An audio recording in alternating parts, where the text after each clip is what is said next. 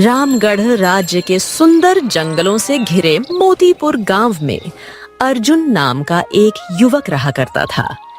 अर्जुन अनाथ था और पेशे से लकड़हारा था। एक दिन अर्जुन अपनी कुल्हाड़ी लेकर जंगल में लकड़ियां काटने के लिए जा रहा था कि तभी उसके पड़ोसी बलराम चाचा वहां आ पहुंचे। अरे अर्जुन, देखो भाई, अब तुम्हारी आयु 25 वर्ष की हो चुकी है। तुम्हें अब विवाह कर लेना चाहिए। आखिरकार कब तक तुम अकेले यूं ही रोटियां बनाते रहोगे? कर तो लेना चाहिए, लेकिन करूं किससे चाचा? एक काम करिए, आप मेरे लिए कोई अच्छी सी लड़की तलाश दीजिए, बस फिर मैं कर लूंगा। बेटा, ऐसा है कि तुम जब 15 वर्ष के थे तब तुम्हारे माँ बाप का निधन हो गया। माँ और पिता के निधन के बाद तुमने खुद को बड़ी ही हिम्मत से संभाला, जिसकी प्रशंसा करना तो बनता है। और रहा सवाल तुम्हारे लिए लड़की देखने का, तो तुम हमारे गांव में सबसे सुंदर और बुद्धिमान व्यक्ति हो। कभी कभी तो सोचता हूं कि तुम्हारे योग्य वर कहां से तलाश करूं। तुम्हारे योग्य तो कोई राजकुमारी ही मिलनी चाहिए। राजकुमारी? अरे क्या बलराम चाचा, आपकी भी ना मस्ती मजाक करने की आदत गई नहीं? इतना बोलकर अर्जुन जंगल जाता है और वहां से लकड़ियां काटकर बाजार में बेचता है।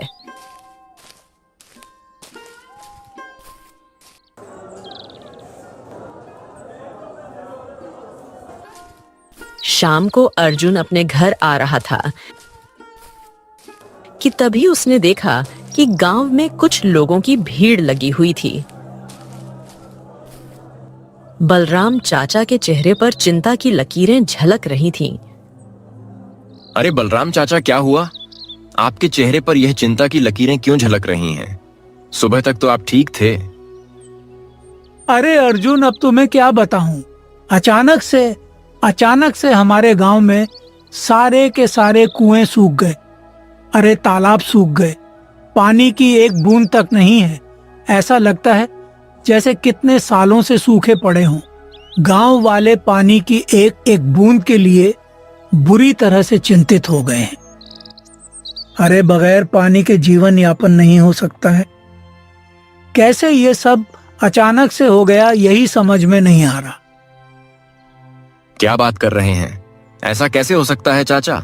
अरे सुबह तक तो हमारे गांव के सारे कुएं पानी से लबालब भरे थे, और तालाब भी। और इस साल तो बारिश भी अच्छी हुई थी। फिर तालाब और कुएं सूख कैसे सकते हैं? यही तो हमारी समझ में नहीं आ रहा अर्जुन। अचानक से हमारे गांव में ये पानी की कैसी विपत्ति आ गई है। ये कोई साधारण घटना नहीं लगती है। अर्जुन गांव वालों के निराश चेहरे को देखने लगा। उसकी नजर बच्चों पर पड़ी। अर्जुन एक औरत के पास जाकर बोला, क्या हुआ? ये बच्चे क्यों रो रहे हैं? मेरा बच्चा दोपहर से प्यासा है। अब तुम बताओ, पानी का इंतजाम कहां से हो? मैं तो जंगल तक घूम आई। जंगल के तालाब सूखे पड़े हैं। अब मैं क्या करूं? इतना कहकर वो औरत फूट फूट कर रोने लगी। अर्जुन बुरी तरह से चिंता में पड़ गया और अपने घर पर जाकर बैठ गया।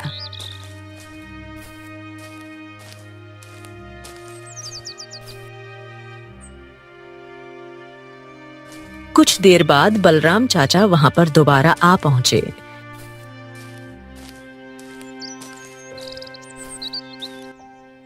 अर्जुन, इस तरह हाथ पर हाथ रखकर बैठने से कुछ नहीं होगा।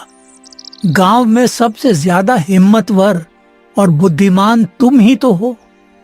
हमें पता लगाना होगा कि आखिरकार यह विपत्ति अचानक से आ कैसे गई। जरूर इसके पीछे कोई ना कोई गहरा राज छिपा है। वैसे आप बिल्कुल सही कह रहे हैं बलराम चाचा, लेकिन समझ में यह नहीं आ रहा कि मैं इस राज या गहरी विपत्ति का पता कैसे लगाऊं। अर्जुन, हमारे गांव से कुछ दूर एक झोपड़ी है, जहां पर एक बूढ़ी काकी रहती हैं। कहते हैं कि उनकी आयु 100 वर्ष की हो चुकी है, मगर अभी भी वह बिल्कुल स्वस्थ है। उसे कुछ चमत्कारिक शक्तियों का ज्ञान है। मैंने सुना है कि जब भी विपत्ति आती है तो लोग उनसे परामर्श लेने के लिए उनके पास जरूर जाते हैं। ओह, अगर ऐसी बात है तो ठीक है, फिर मैं आज ही बूढ़ी काकी के पास जाऊंगा। इतना बोलकर अर्जुन वहां से चला गया।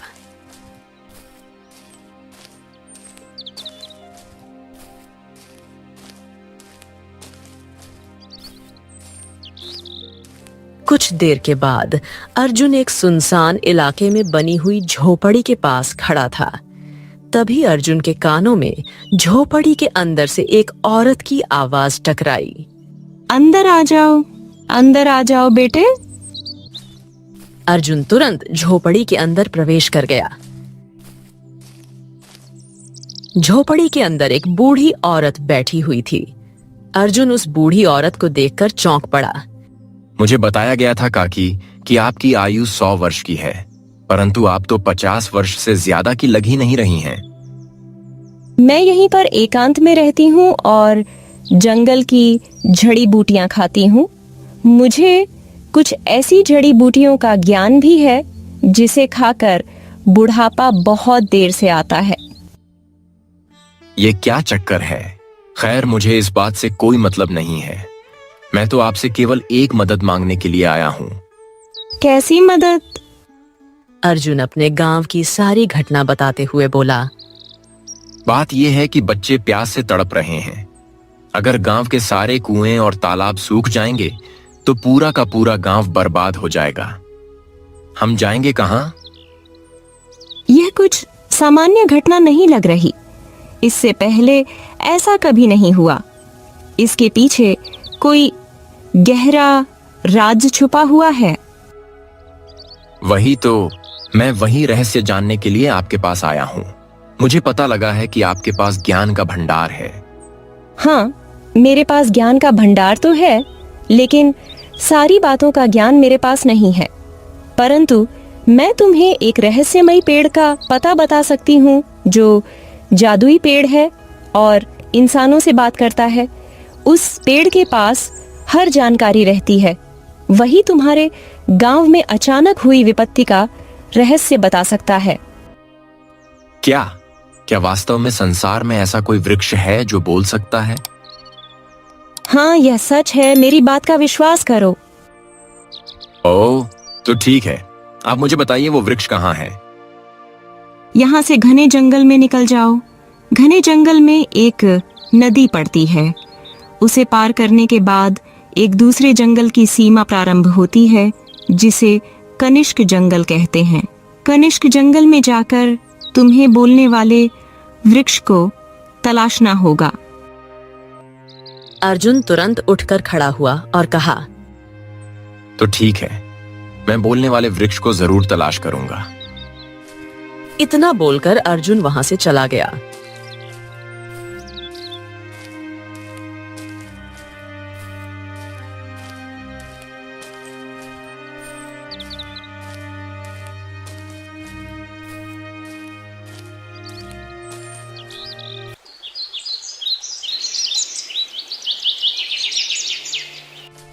अगली सुबह अर्जुन घने जंगल की ओर निकल पड़ा।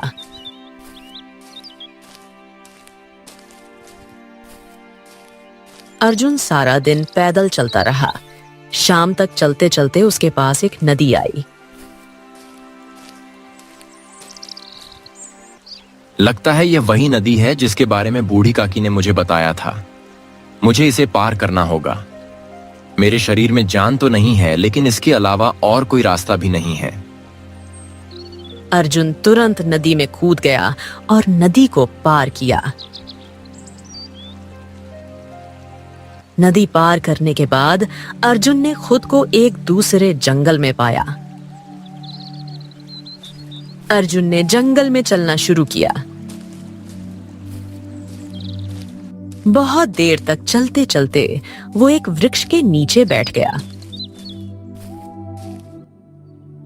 और अपने आप से बोला, बाप रे, ये कहां आ गया मैं? ओहो, अब यहां मैं यह जादुई और बोलने वाले वृक्ष को कहां तलाश करूं? अब मैं क्या करूं? तभी एक मायावी पक्षी उसके पास आकर बैठ गई और मनुष्य की आवाज में अर्जुन से बोली, तुम साधारण जंगल में नहीं हो मनुष्य, तुम एक मायावी जंगल में हो। यह बात तुम सही कह रही हो। तुम्हारा बोलना इस बात का प्रमाण है कि मैं वास्तव में एक मायावी जंगल में हूँ, वरना तुम मैना पक्षी होकर मनुष्य की आवाज में बात नहीं कर सकती। वो सब छोड़ो, ये बताओ तुम जंगल में क्यों आए हो? अर्जुन सारी घटना बताता है। तो फिर मैं सही समय पर तुम्हारे पास आई हूँ। मैं तुम्हें उस बोलने वाले पेड़ के पास ले जा सकती हूँ। मुझे उसका पता मालूम है। ठीक है, तो फिर मुझे उसके पास ले चलो। तो फिर मेरे पीछे पीछे आओ। अर्जुन तुरंत पक्षी के पीछे पीछे चलने लगा। कुछ ही देर के बाद जादुई मैना पक्षी अर्जुन को एक घने वृक्ष के पास ले गई। वृक्ष की शाखाएं बड़ी ही विचित्र किस्म की थीं।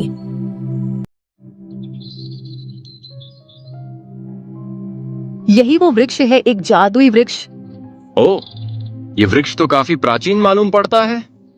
ठीक है, परंतु मुझे बोलने वाले वृक्ष की तलाश है। अगले ही पल वृक्ष से आवाज आई, मैं बोलता भी हूं और यह भी जानता हूं कि तुम यहाँ क्यों आए हो। मैं जानता हूं कि तुम्हारे गांव में अचानक से तालाब और कुएं सूख गए हैं। गांव के लोग प्यास से पीड़ित हैं। तुमसे अपने गांव की तकलीफ देखी नहीं गई, इसीलिए इसका रहस्य जानने के लिए तुम यहाँ आए हो। ओह, तुम तो वास्तव में बोलने वाले वृक्ष हो, परंतु तुम कैसे जानते हो मेरे बारे में और मेरे गांव के बारे में? क्योंकि मैं एक जादुई वृक्ष हूं। अच्छा, तो फिर मुझे इसका रहस्य बताओ। मेरे अंदर एक दूसरी दुनिया का द्वार है। उस दुनिया में जाने पर तुम एक विचित्र नगर पाओगे, जहां चारों ओर सन्नाटा फैला होगा। वहां एक साधु कैद है, जिसे एक राक्षस ने बंदी बना रखा है। तुम्हें उसे राक्षस से मुक्त कराना होगा। वहां एक अमृत कुंड भी है। उसका जल पीने से कोई भी अमर हो सकता है और फेंकने से जल राख हो सकता है। अरे क्या मतलब? मुझे कुछ भी समझ में नहीं आया। अगर बुद्धिमान हो तो समझ जाओगे, अगर मूर्ख हो तो मारे जाओगे। वृक्ष के अंदर से रंग बिरंगी किरणें फूटने लगीं। क्या तुम तैयार हो? अगर तैयार हो तो इस रोशनी के सामने आओ। अर्जुन ने एक नजर मैना पक्षी की ओर और दूसरी नजर वृक्ष की ओर डाली।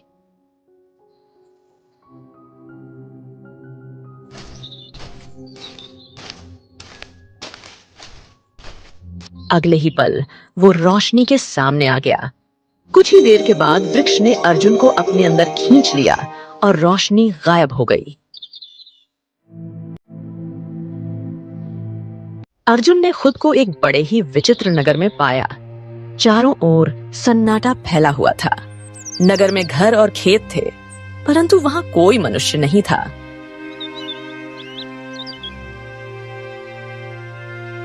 ये मैं कहां आ गया?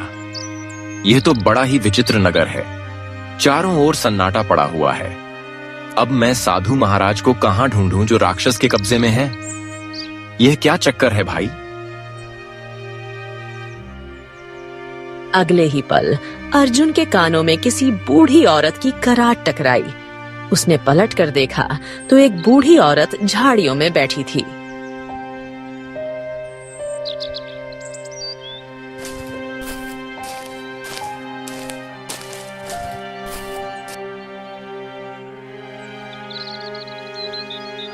ओ, मुझे तो लगा कि यहाँ कोई मनुष्य नहीं रहता होगा, लेकिन आप हैं। वैसे आप कौन हैं?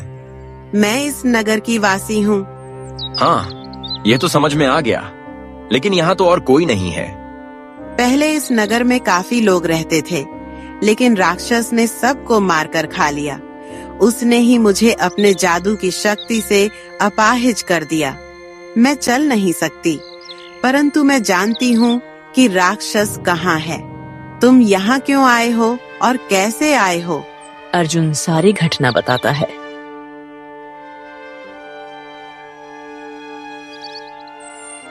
उस राक्षस को मारना इतना आसान काम नहीं है। अब उस राक्षस को कैसे मारा जाएगा, यह तो मुझे भी नहीं पता। बस इतना आप बता दो कि वो खंडहर है कहाँ। मैं चल नहीं सकती, तुम मुझे अपने कंधे पर बैठा लो, मैं तुम्हें रास्ता बताती जाऊंगी।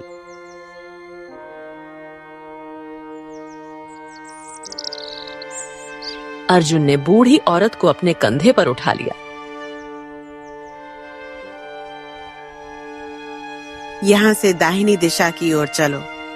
अर्जुन बूढ़ी औरत को कंधे पर बैठाकर उसकी बताई हुई दिशा की ओर चलने लगा।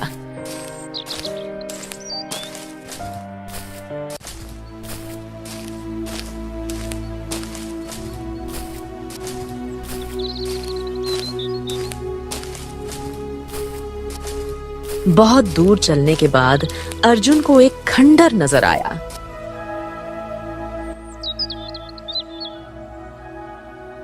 इस खंडर के अंदर साधु है और राक्षस का वास है, सावधान रहना। मैं भगवान के अलावा और किसी से नहीं डरता।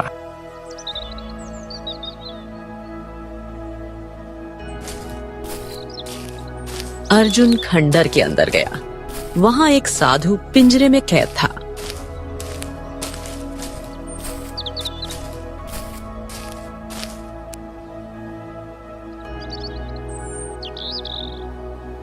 ओ, तुम तो मनुष्य हो, तुम यहाँ कैसे आए? मैं आपको राक्षस के चंगुल से आजाद कराने आया हूँ, साधु महाराज। क्या? अरे मूर्ख, तुम हमें राक्षस के चंगुल से कैसे आजाद कराओगे, जबकि राक्षस तुम्हारे कंधे पर बैठा है? अर्जुन यह सुनकर चौंक गया। तभी बूढ़ी औरत हंसने लगी।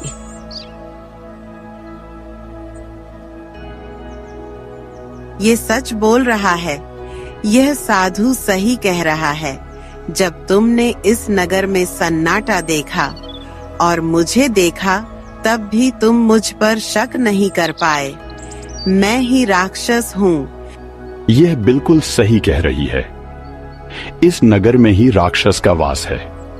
वो राक्षस कभी भी अपने असली रूप में नहीं रहता। कभी पुरुष के रूप में रहता है तो कभी बूढ़ी स्त्री के रूप में रहता है। और यह राक्षस इस समय बूढ़ी औरत के रूप में है, और तुमने इस राक्षस को अपने कंधे पर बैठा लिया है। अचानक अर्जुन को अपने कंधों पर भार बहुत भारी मालूम होने लगा।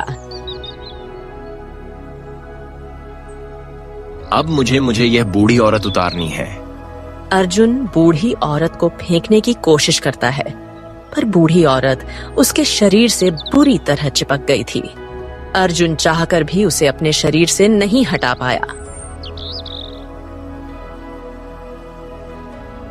अरे बस करो, उतर जाओ मेरे कंधे से, उतरो। एक ही शर्त पर। कैसी शर्त? यहाँ से कुछ दूर एक अमृत कुंड है। तुम अमृत कुंड से जल निकाल कर लेकर आओ। उस जल को पीने के बाद मैं अमर हो जाऊंगी, और वो जल केवल मनुष्य ला सकता है। तुम्हें जो मैना पक्षी जादुई वृक्ष के पास ले गई थी। वह मैना पक्षी कौन है? मैंने ही उस पक्षी को किसी मनुष्य को फंसाने के लिए वहाँ पर छोड़ रखा है। जादुई अमृत कुंड से अमृत वही ला सकता है जिसके मन में दूसरों के प्रति प्रेम हो और जिसके मन में इंसानियत हो, और वो तुम हो। बोलो, क्या तुम अमृत कुंड से अमृत लेकर आओगे? किसी भी कीमत पर नहीं। अगर मैं ले आऊंगा तो तुम हमेशा के लिए अमर हो जाओगी। तो फिर सोच लो, मैं तेरे कंधे से कभी नहीं उतरूंगी। अर्जुन गहरी सोच में डूब गया।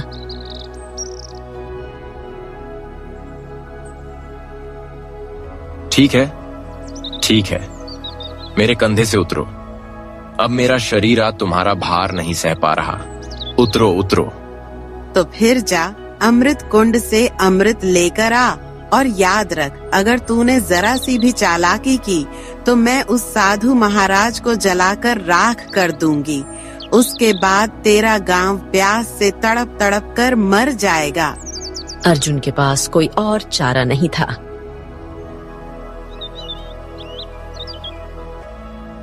ठीक है, साधु महाराज को कुछ नहीं होने दूंगा। मैं अभी अमृत कुंड जाकर अमृत लेकर आता हूँ। खंडहर से दाहिनी दिशा की ओर चलते जाना, तुम्हें अमृत कुंड मिल जाएगा।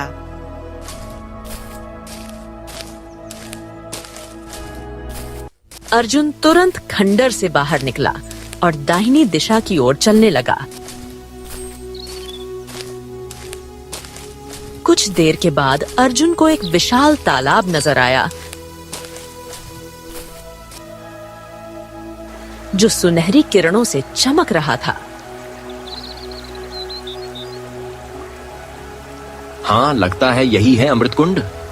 तभी अमृत से आवाज आई, हाँ, यही है अमृत कुंड, और मेरे अमृत जल को केवल और केवल वही मनुष्य ले सकता है जो बुद्धिमान हो, दूसरों के प्रति इंसानियत रखता हो और लालच से मुक्त हो। वो जल अपने लिए नहीं बल्कि मानवता की भलाई के लिए ले। याद रखना, अगर तुम्हारे अंदर यह गुण नहीं है तो जैसे ही कलश में जल भरोगे तुम जलकर राख हो जाओगे। अर्जुन गहरी सोच में डूब गया।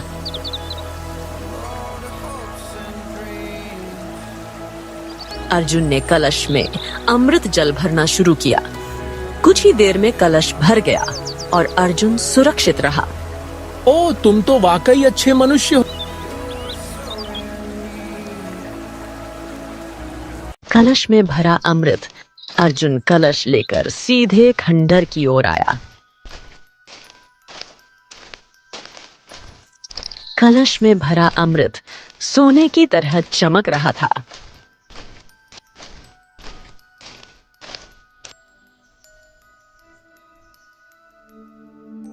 तो तू वास्तव में मेरे लिए अमृत ले आया। अब इसे मुझे दे दे और इस साधु को ले जा। अरे एक क्षण जरा ठहरो तो सही। अरे रुको रुको रुको, इतनी जल्दी क्या है? इतना कहकर अर्जुन ने सारा अमृत उस बूढ़ी औरत के शरीर पर फेंक दिया।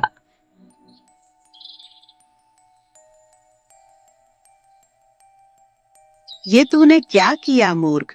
तूने अमृत जल को व्यर्थ कर दिया।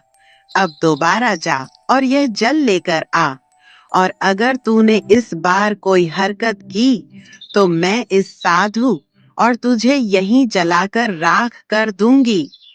इसकी नौबत नहीं आएगी क्योंकि यही तेरा अंत है। अगले ही पल बूढ़ी औरत के शरीर में आग लग गई। वो तड़पती हुई चीखने लगी।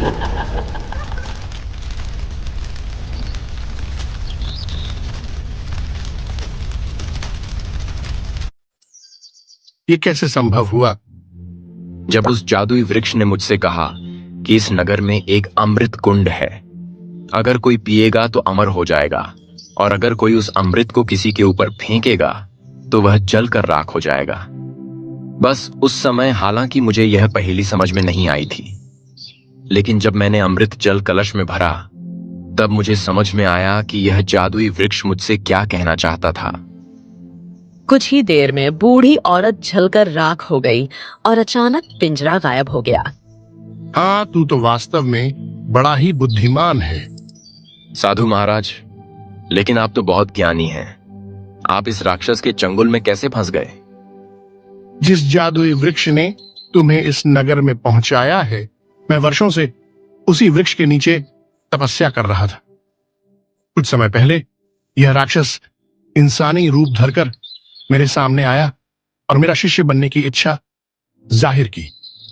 मैं तपस्या में मग्न था, उसकी चालाकी को पहचान नहीं पाया और उसने मनुष्य बनकर मेरी चमत्कारी शक्तियां प्राप्त की और मेरे ही मंत्रों से वृक्ष के अंदर से दूसरी दुनिया का द्वार खोल लिया। फिर मुझे धोखे से यहां कैद कर दिया और अपनी जादुई शक्ति से तुम्हारे गांव के सारे तालाब और कुएं का पानी खत्म कर दिया। ओ, लेकिन ऐसा क्यों किया? क्योंकि उसका असली मकसद अमृत कुंड का जल था। वह जानता था कि अमृत जल केवल वही ला सकता है जिसके मन में इंसानियत और दूसरों के प्रति प्रेम हो। इसीलिए जब तुम यहां आए तो उसने पहचान लिया कि वही मनुष्य हो तुम, लेकिन तुम्हारी चतुराई से आज उसका अंत हो गया।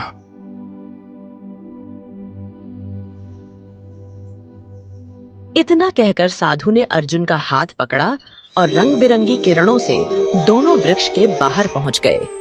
यहाँ पर मैना पक्षी अर्जुन को देख रही थी।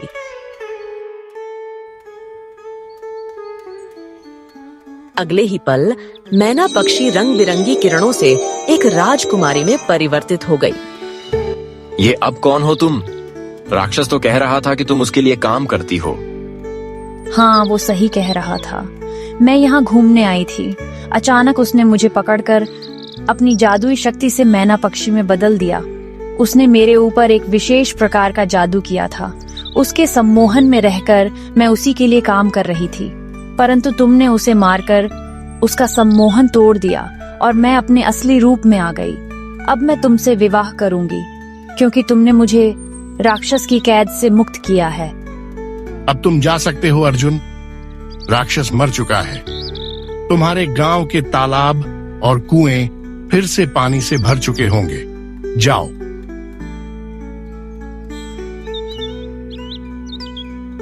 अर्जुन राजकुमारी को लेकर अपने गांव लौट आया। सारे तालाब और कुएं भर चुके हैं। गांव वाले खुशी से झूम उठे। राजकुमारी अर्जुन को लेकर अपने महल आ गई और कुछ दिनों बाद अर्जुन का विवाह राजकुमारी से संपन्न हो गया। अर्जुन एक साधारण लकड़हारे से राजकुमार बन गया।